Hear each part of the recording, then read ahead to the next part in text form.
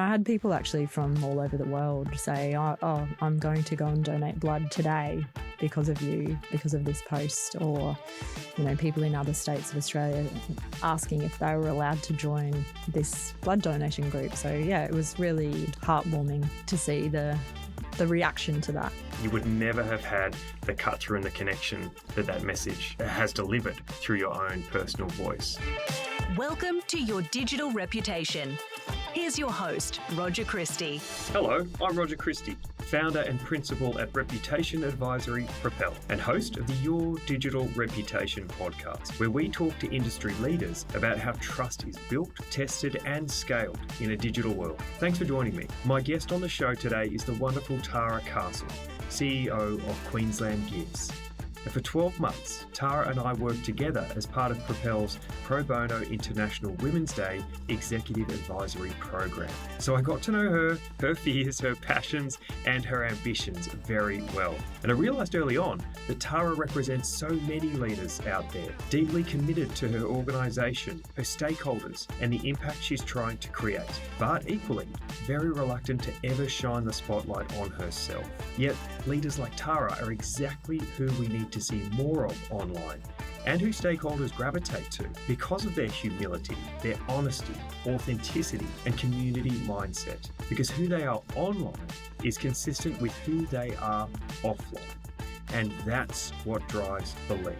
And as our story today will show, the very things that often keep leaders from getting active online are in fact the attributes that Tara learned to embrace to help her stand out, her personal presence. And in doing so, achieving some wonderful outcomes for Queensland Gives too. I thoroughly hope you take an awful lot from my conversation with Tara Castle and that it motivates you to see your own online efforts differently. Let's bring her in now.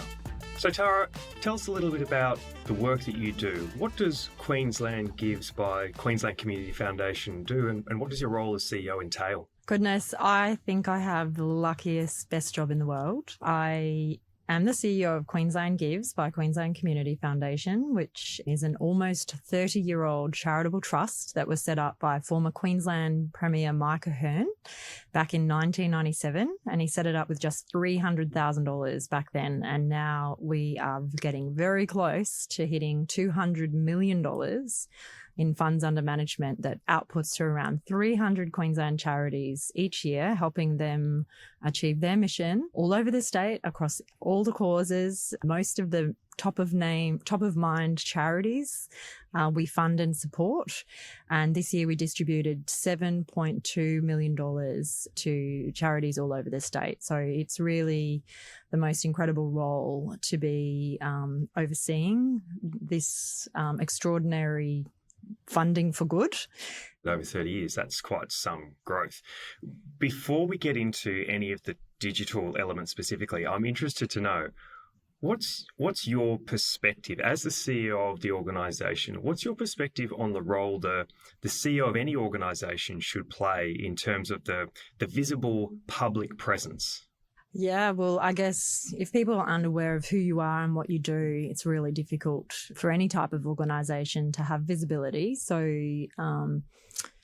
I think that we have suffered over our 30 years of existence where we just haven't really prioritised marketing and events and media and, what just externally facing comms until quite recently. Maybe in the last 7 years, we've done a better job of that. But my chair of my board, the extraordinary Honourable Margaret McMurdo, often used to say that we're Queensland's best kept secret. And it really was a resourcing issue, I believe. We have operated always on an extraordinarily lean budget, and unfortunately Marcoms has always suffered, but we're working really hard to change that. And I think the work that I have done with you over the last few years has really helped raise our profile and raise the stories of us, well, not necessarily of us doing good, but actually of Queenslanders doing good in Queensland. And it's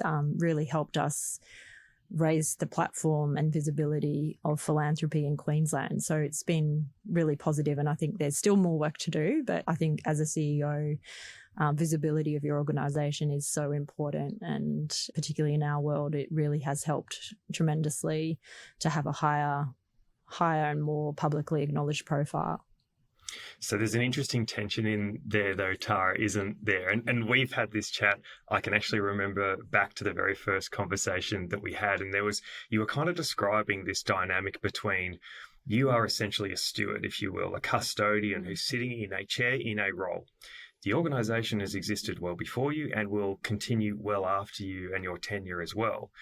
You were describing this tension of you want the organisation to have visibility, and at the time, you didn't necessarily want to steal any of that limelight from the organisation. And as you just described it there, the wonderful work it's doing across the state of Queensland and arguably beyond. Can you talk a little bit about that tension? Why did you feel like it wasn't, initially appropriate for you to have a profile on a platform when really you wanted to funnel that goodwill towards Queensland Gives? Yeah, I think your description of my view of my role of being a steward is very accurate. And yeah, I guess it's not my money, it's not my good deeds, it's not my philanthropy. And I guess I just sort of struggled to make it about myself. And I feel very uncomfortable, actually. You can probably already tell, talking about myself. However, if you ask me about philanthropy and you ask me about Queensland, I'm very confident to speak about these topics because I'm deeply passionate about both. And that's probably why I love my role and love my job so much. So I think, yes, it was a bit of a tension to talk about it in my personal capacity and my role there, as opposed to my comfort in talking about the trust and the history and the impact and the difference that we're making in so many communities across Queensland. And I think that's the important point today, is to recognise that you can be humble, you can be organisation-centred and organisation-focused, you can be these things and also be a participant in what is a incredibly expansive, infinitely scalable digital environment that all leaders operate in today. But for those listening, I don't know anyone who does more events than Tara in terms of them being physical and on the ground in certain places all across the state, no doubt at different times during the week. But what interests me about that is when you walk into any of those rooms, you enter as yourself. Yes, you enter as an ambassador for the organisation, but you still enter as yourself, and you still greet people, ask questions, respond to people as yourself. And I think that's the kind of the dynamic that I would encourage others to hear through today's conversation. You are still flying the flag for Queensland Gives. You are still an ambassador for the organisation and the work that it does. But the relationship is built with Tara Castle. And through that relationship, people get exposure to the organisation and the great work that it does. And both those things can be true. And what's interesting about, remembering those early days when we first started working together, what I remember is this real respect, as I was saying, for the organisation, and not wanting to let that turn into the Tara show, as I think the phrase that you called it. We don't want it to be all about you. It's all about the organisation. Yeah. The great thing about the way that these environments work, when you do turn up as yourself, and as you have done over several years now, and I also agree with what others say about the, coming to you for advice, you do it incredibly well. And why do you do it incredibly well? Because you've learned to feel comfortable as yourself online. That's the biggest difference, and that's what draws people then to the organisation. So I'm interested to know, Tara, other leaders, the people that you speak to about this, and people who perhaps notice the change in what you've done, what do they share? What are their concerns? What are their frustrations? Is this a commonly held view that the organisation always comes first and I have to stand behind it? Yeah, I think the challenge is cut through. I think with regard to charities and non-profit, there's a few terms that get kicked around the sector, like charity fatigue or even chuggers on the street and whatnot. So just sort of talking about charity fatigue, there just are so many causes and charities all jostling for for funds and for relevance and for awareness and space and donors and support and all of those things. And, I think that particularly in Queensland, you may not know, although I'm sure you know, but your listeners may not know that Queensland has 6 of the bottom 10 most socially disadvantaged postcodes in the whole country. So we have more than our fair share of social challenges. On the environmental side, we have the richest biodiversity in the whole country, but we also have the highest level of plant and animal extinction in the country.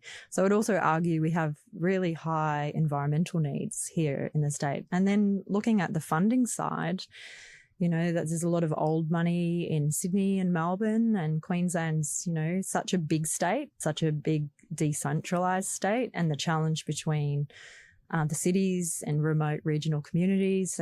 I was chatting to someone in Melbourne the other day and they said that they were in regional Victoria, and I said, oh, fantastic, where are you? And they're an hour and 10 minutes out of the CBD, whereas it takes 40 hours to drive across, south to north Queensland, or, and lots of hours to probably go east to west. So, our regional communities have wildly different needs and challenges, just to go and see a dentist or to have a health issue. So it's really a unique place, Queensland. So I think the charities that I deal with, they really work hard with very minimal resources and just trying to do whatever they can to bootstrap, donors and donor engagement and philanthropy. So, yeah, they're the types of challenges that I hear from charities. And we do a lot of funding as well with regard to our general fund, which is our largest singular fund. It's a statewide fund that annually funds capacity building grants. So sometimes we're funding programs that are communications and marketing projects or just awareness raising. So it's always awareness raising, and strategy is a big outcome of that particular fund, and it's a constant need. It's absolutely a constant need with charities and nonprofits. And they're often very small or working in a silo. So I do see my role as well as the trust work that we do is trying to connect the sector and trying to help bridge some gaps and create some collaborations and sharing, because that's one of the absolute joys and beauty of this sector is there's a little bit of competition, of course, between the different charities, but really everyone just is here to try and make the world a better place, Queensland a better place. So it is a very sharing, caring, collaborative sector. And I think Queensland really does do exceptionally in that way. We are the only state up until today that have run the Philanthropy Week annual program. We've done that for 16 years now. And actually just today, South Australia and New South Wales launched their own Philanthropy Giving Week, which is very exciting. And we're only too honoured to help foster those types of campaigns in other states, because what we've seen here in Queensland, it's just a really collaborative sector that is just really interested and motivated in helping each other to really solve some of our most wicked social and environmental problems. But you've talked about a lot of those wicked social and environmental problems that face the state, that face the people of the state and beyond. You've talked about the sector challenges as well. If we then go back to what you were saying at the start and that desire to almost, I imagine, there's almost an urgency to make sure that people learn about those challenges, to make sure that people understand the breadth and depth of those challenges. And with that urgency, I can imagine that would easily manifest into behaviours where we just make sure that people hear those messages. As you said, logging in as Queensland Gives and sharing that message and saying, can you see what's happening around us? We need your support. We need your funding, or we'd love to start a conversation about how we can best work together. What's interesting about that need to share and surface those stories, as you said as well, charity fatigue. And so people are very used to hearing those sorts of things and to some degree desensitized to them. And when you bring in modern algorithms and we look at, well, how information is shared, what information is most valued and therefore visible, and what information is buried, the reality is that it's people's stories that resonate most. It's the human to human connection that piques our curiosity and that draws us in.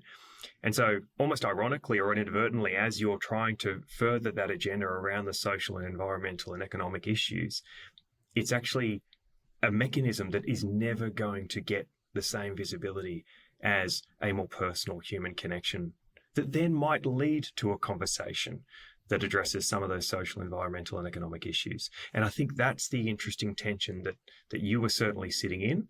And that's the interesting tension that anyone, whether you're working in the philanthropic sector or whether you're working in the corporate sector or government, as you were saying before, we need to wrestle with and sit with this tension that for me to ensure that my organisation's interests and our aspirations and our ambitions are heard and supported, I personally have a role to play in making that connection with audience so that we can then collaborate and work on those issues together.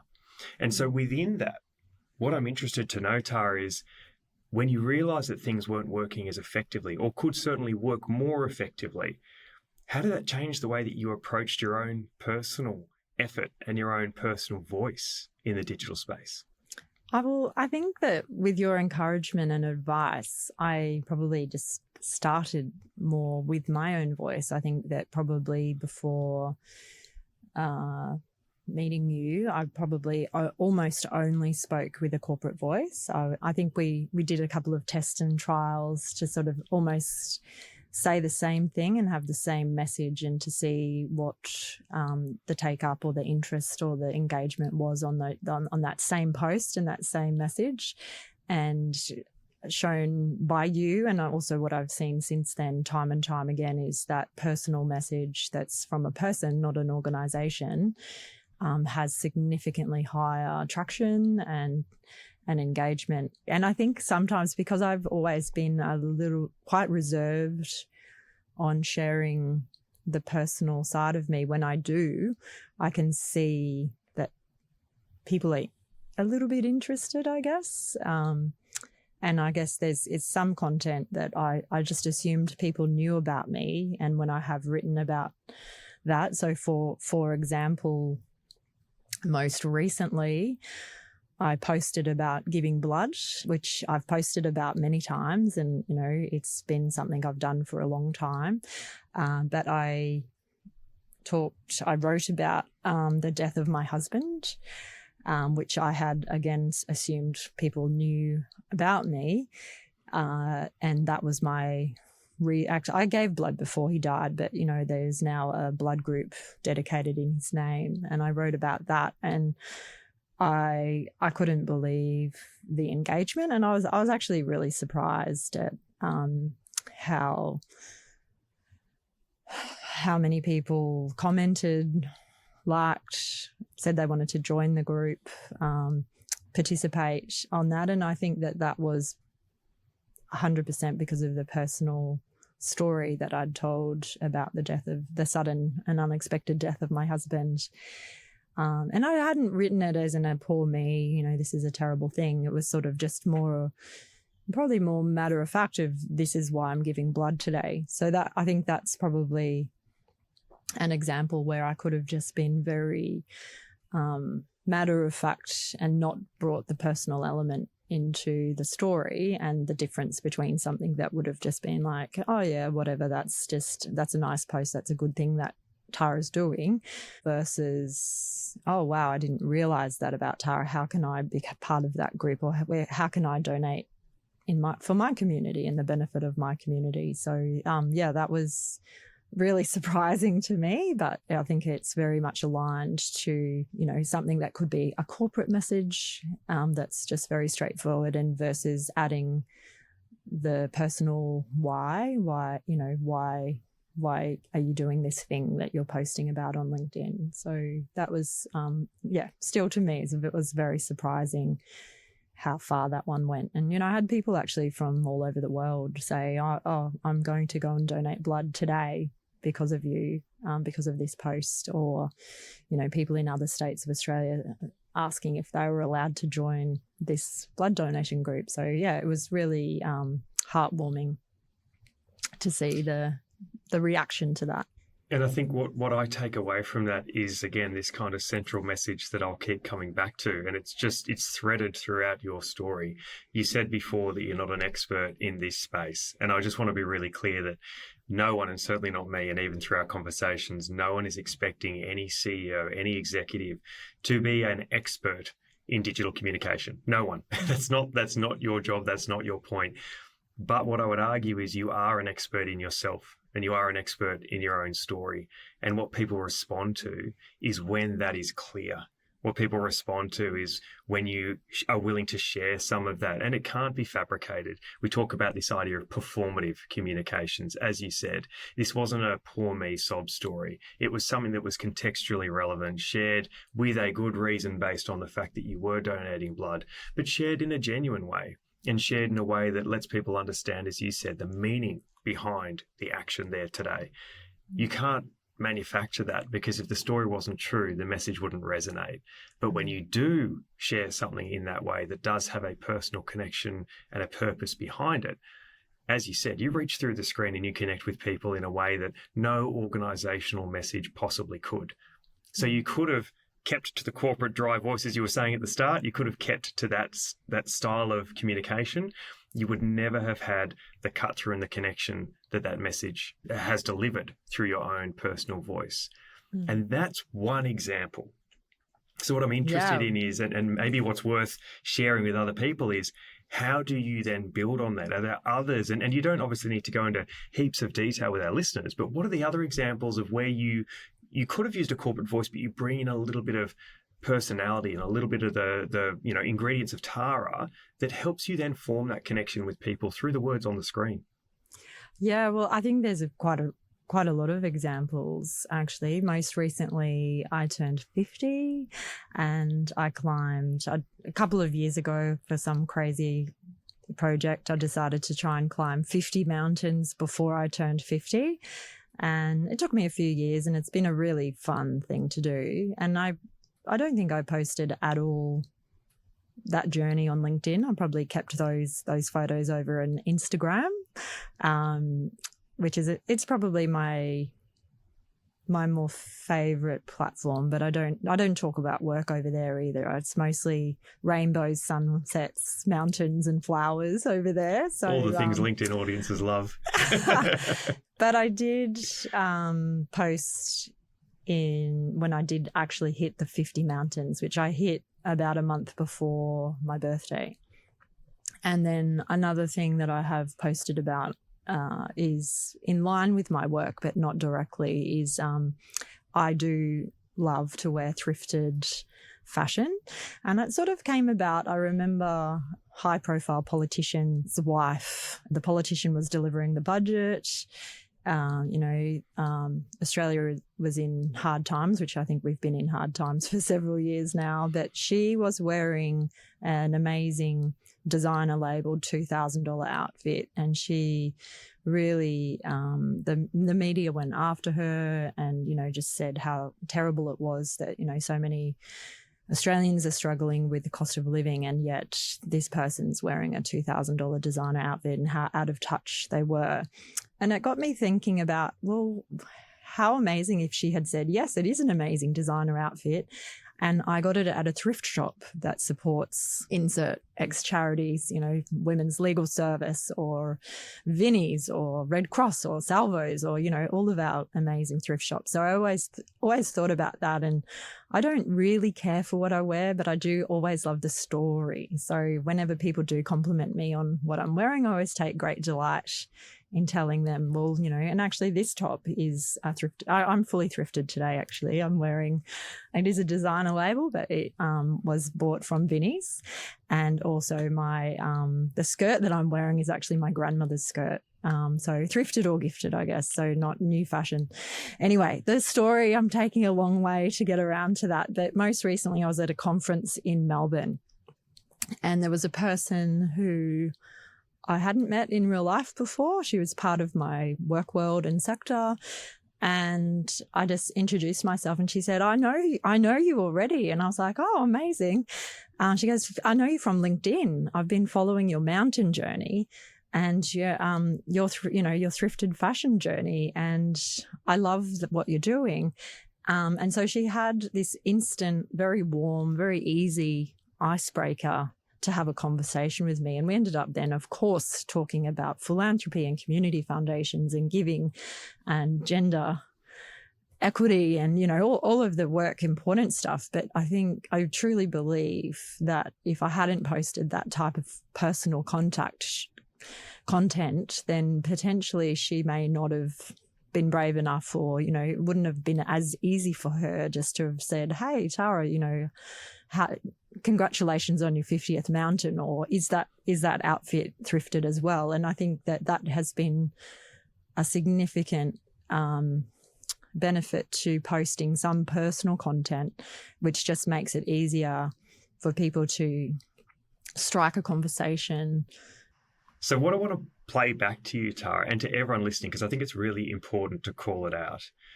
What you do by sharing that post about the 50 mountains, or by talking about the thrifted outfits, what you do is you make yourself accessible. What I mean by that is you're giving people a window to yourself, an insight into the things that you really care about.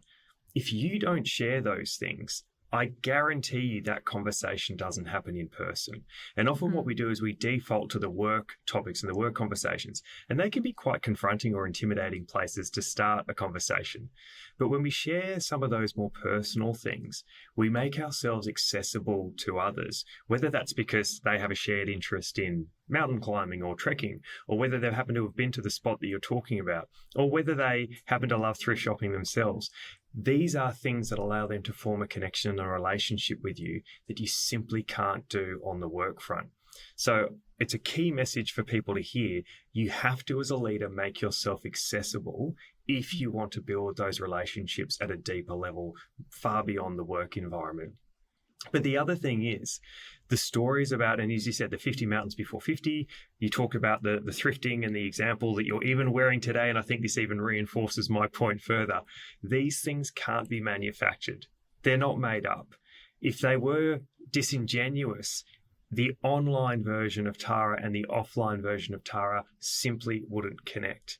And when we create these different worlds, or when we purport to be passionate about certain things that we really don't care about, it's easy for you to say that you're passionate about thrifting, and then for someone to run into you on the street and you are wearing a $2,000 gown, for example, people will start to ask questions, which you would naturally respond to. I found this at a thrift shop and let me tell you the backstory. So in your case, it is a genuine thread that runs through you as a person, whether you're online, whether you're offline. These are your stories. These are your passions. And that's the key message that I'd love people to take away today. And what that does, if you can use the limitless access and reach that digital infrastructure provides every leader today, if you can use that to your advantage, what it does, when it's consistent, when it's authentic, it creates belief at scale. This isn't about visibility for visibility's sake. It's not you popping up on the latest social issue and saying, hey, everyone should care about this. It's you talking about things that are of genuine importance to you and the organisation you work with and the issues that you care about. You're giving a personal take on it. And when you do that, and when you let people in and you make yourself accessible, you drive such a strong belief in who you are and what you stand for, that when people meet you in person, they're willing to come up and have a chat. And that's when the magic happens.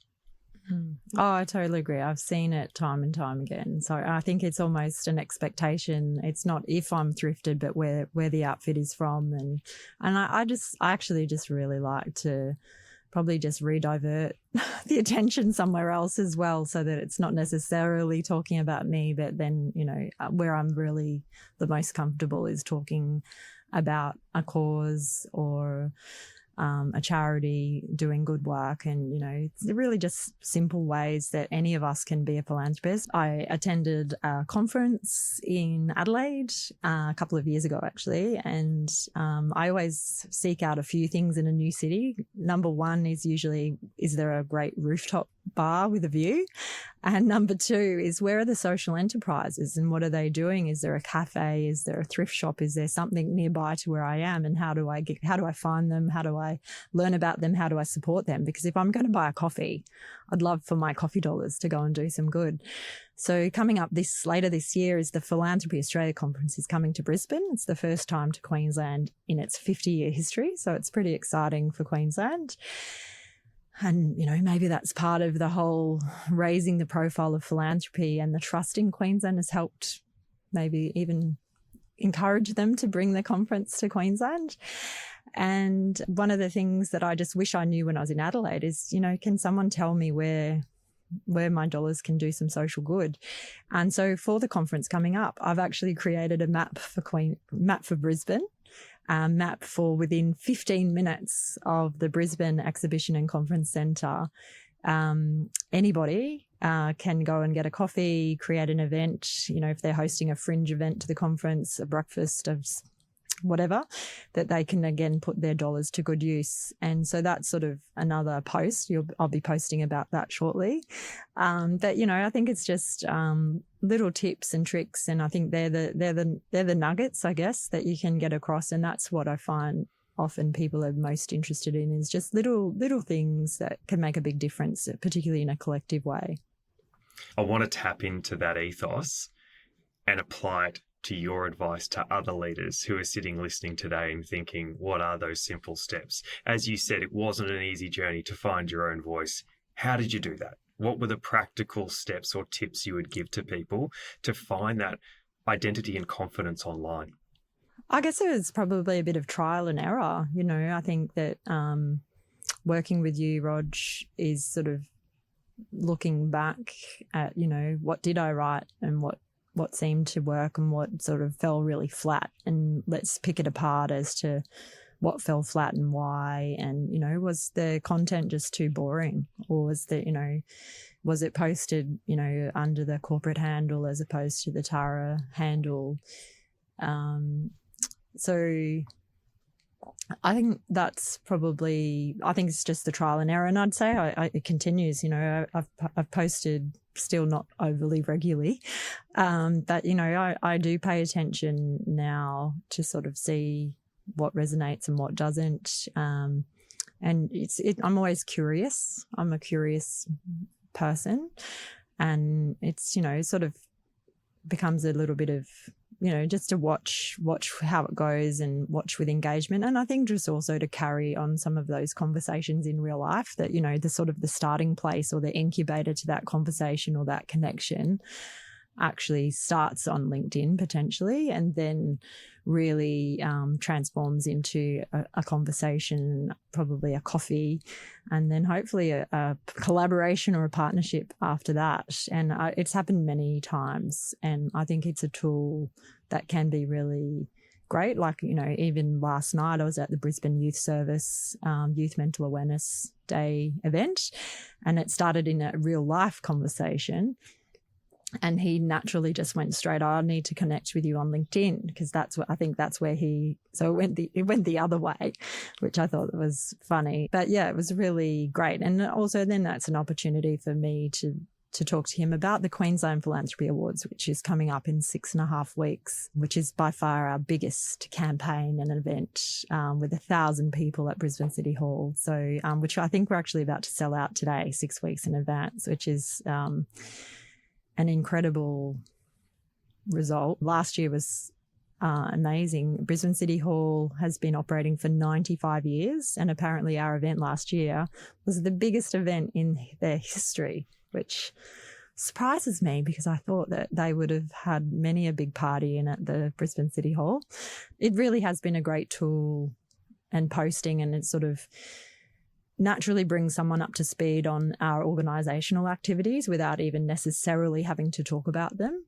And, I don't need to talk to them about what the Queensland Philanthropy Awards are or what they're about or who the guest speaker is. They already know the content because they've been consuming it through LinkedIn, either from my personal or the org.